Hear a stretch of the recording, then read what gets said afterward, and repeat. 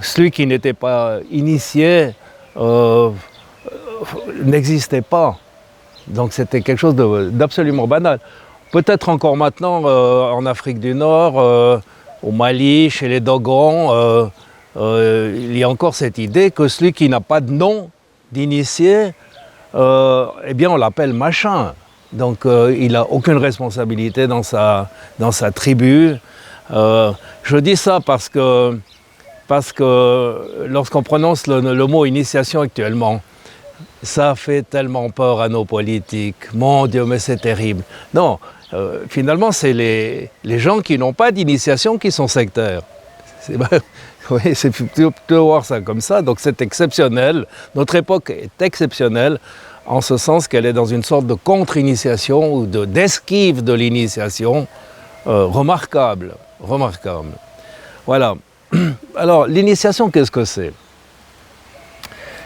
C'est l'expérience d'un nouvel état de conscience qui va marquer durablement la personne au niveau ontologique, dans son être, au niveau épistémologique, dans sa connaissance, au niveau psychologique, dans ses rapports avec l'autre, dans ses rapports avec lui-même, avec le cosmos et avec Dieu. Donc c'est une transmutation, un peu, si on devait prendre un exemple biologique, un peu ce qui se passe pour la chenille lorsqu'elle rentre dans une chrysalide, voilà, et qu'elle doit passer après au papillon. Donc c'est vraiment une mutation importante. Donc là, les systèmes traditionnels partaient du principe que pour devenir homme, c'était absolument nécessaire de vivre cette mutation-là.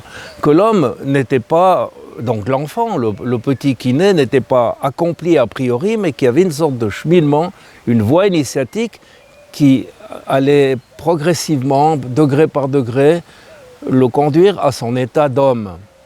Alors on appelait cet état d'homme, chez les Crétois par exemple, chez les Grecs, c'était l'homme complet. Dans le taoïsme, c'était l'homme vrai. Dans l'hellénisme, c'était l'homme parfait. Dans l'islam, c'était l'homme parfait aussi, etc., etc. Donc, vous avez chaque fois des termes très spéciaux pour dire à quel degré se trouve l'individu au fil de son évolution, au fil de son évolution. Donc le but, retenons bien ça, c'est de permettre à l'enfant, à l'homme, de devenir un homme. Voilà. Donc déjà, vous pouvez saisir l'énorme différence qui se passe avec ce qu'on est en train de vivre aujourd'hui. Donc où il semblerait que tout soit normal, tout est accompli dès le départ. Non, on doit aller vers l'homme, vers cet humain véritable qui est en chacun d'entre nous. Donc chacun a cette semence, et c'est ça qui est extraordinaire, mais qui est développée par ce catalyseur qu'on appelle l'initiation.